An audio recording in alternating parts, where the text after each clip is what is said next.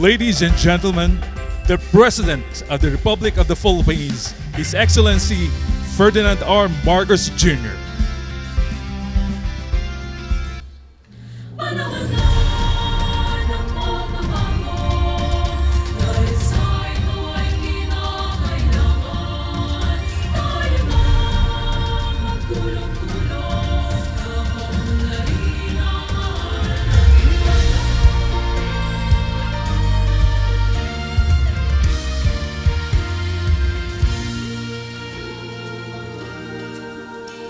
Panahon na ng pagbabago, dahil sa ito ay kinakailangan. Tayo na magtulong-tulong. Thank you, everyone. You may now take your seats.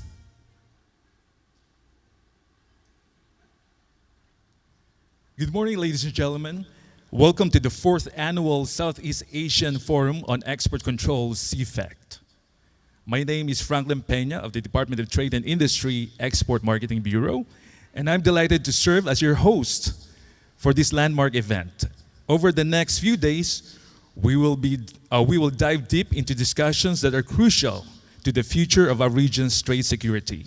We are privileged to have with us an exceptional group of distinguished guests, expert speakers, and esteemed participants from across ASEAN and beyond.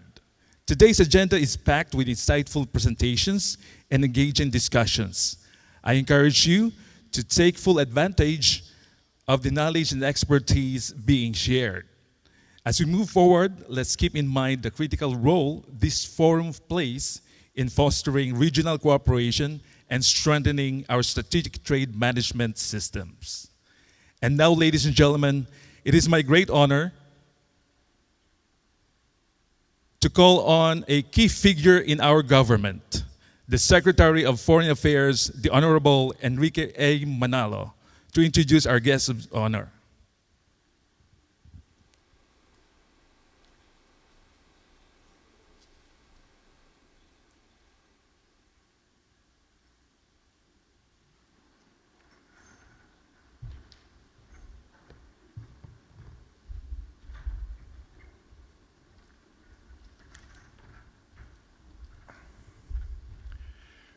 Ladies and gentlemen, the President of the Republic of the Philippines, His Excellency Ferdinand R. Marcos Jr.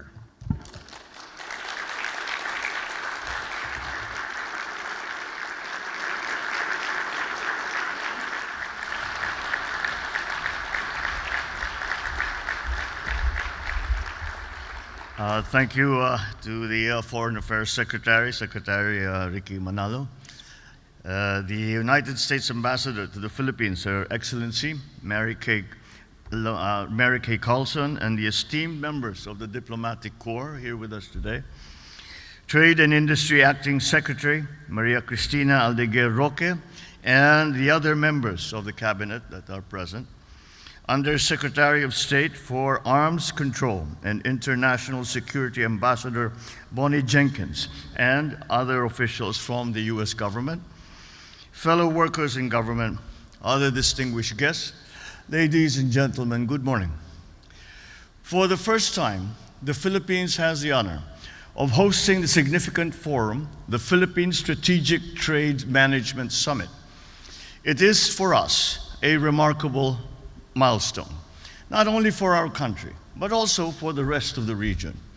The Department of Trade and Industry, particularly its Strategic Trade Management Office, and our allies from the National Security Council, Strategic Trade Management Committee, and the Departments of State and Energy of the United States have led the way towards making this event possible. In the past 3 years, Southeast Asia has been hosting global discussions on export control of strategic goods, such as those used for military purposes or the production of weapons of mass destruction. This time, the STM Summit brings together not only our ASEAN neighbors, but also partners from different parts of the world, from the United States to Japan, from Europe to Africa. This demonstrates our faith in the power of collaboration to improve and secure our global supply chains as well as to open our doors for trade to flourish, for wealth to grow, and for people to prosper. The world is growing more complex, with emerging technologies both in civilian and military fields, posing challenges in trade management. The rapid pace of advancement demands us to be more agile, more responsible, and it requires us to address both the speed and dual-use nature of these new technologies. This summit is not merely about managing trade.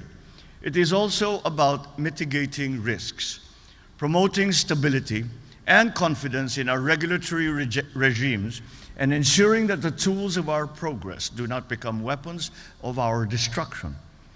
During my term in the Senate, I supported the Strategic Trade Management Act because it was my belief, and it continues to be my belief, that strategic trade management is more than just a bureaucratic exercise. It is about upholding the rule of law, protecting our people, and contributing to global peace and security. The Philippines' improved ranking in the latest Peddling Peril Index provides that we are on the right track in strategic trade management. However, there is much work left to be done. As the first Asian republic, the Philippines has always stood for principles over power. We were among the original framers of the United Nations Charter, and our commitment to peace and stability has been unwavering. Today, as we pursue a non-permanent seat on the UN Security Council for 2027 to 2028, we are doubling down on that same commitment. 2 decades ago, when we last served in the UN Security Council, we championed a framework to address the gap in the role of non-state actors in the proliferation of weapons of mass destruction. That fight continues today, and this is where the strategic trade management comes in.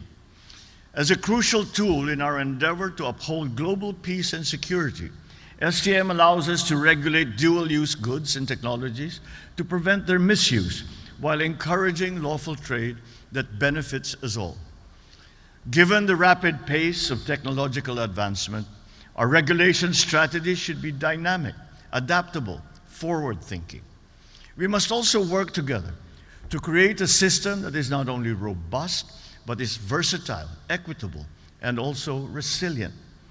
By leveraging our collective strengths, we can advance regional initiatives that ensure supply chain security, counter the proliferation of weapons of mass destruction and insurgency, and create an environment where trade can thrive. This will be key to harnessing our collective economic prowess and sustaining our region as an epicenter of growth in this century. The Philippines, for its part, has already launched a strategic investment plan focused on developing key industries, empowering us to position ourselves better in the global market. We have developed policies that require individuals and entities engaging in STMA-covered activities to register and to receive authorization to deliver their services. We have also implemented programs to educate not only the border control and import-export officers in fulfilling their responsibilities, but also stakeholders to properly comply with our rules and our regulations. We are conducting post-authorization audits, compliance checks, and compliance consultations through monitoring and inspection activities. But the work does not end there. We will continue to upgrade industry standards, modernize regulations, and further establish linkages through various trade and investment frameworks such as the ASEAN, Asia-Pacific Economic Cooperation, Regional Cooperation Economic Partnership, the Indo-Pacific Economic Framework for Prosperity.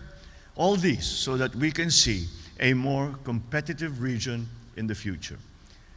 Ladies and gentlemen, one country cannot do this alone. Each of us, no matter the race, the color, or belief, has a clear stake in building a more secure and prosperous world.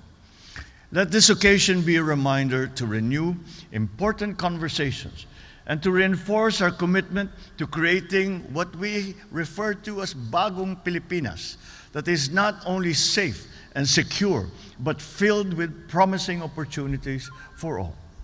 I thank you all for your participation, and I look forward to the important outputs that this conference will bring. Maraming salamat at mabuhay tayong lahat. Thank you and good morning.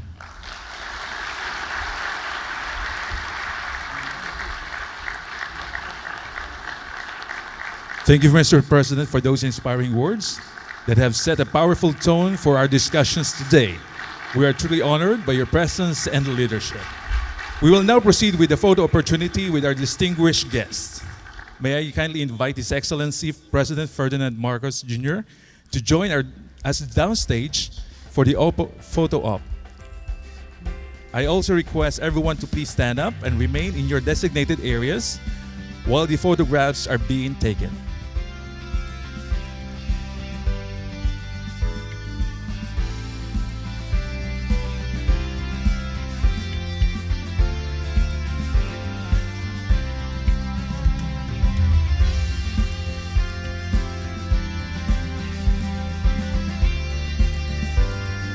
Once the photo session is complete, our distinguished guests will make their exit, and I ask for your continued cooperation to allow them to do so in an orderly manner.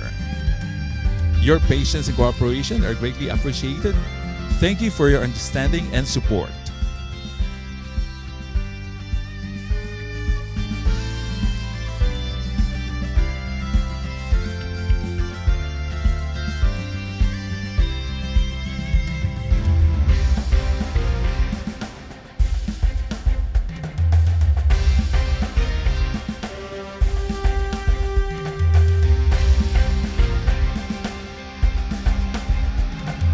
Thank you, Mr. President, and our distinguished guests for taking the time for this special moment.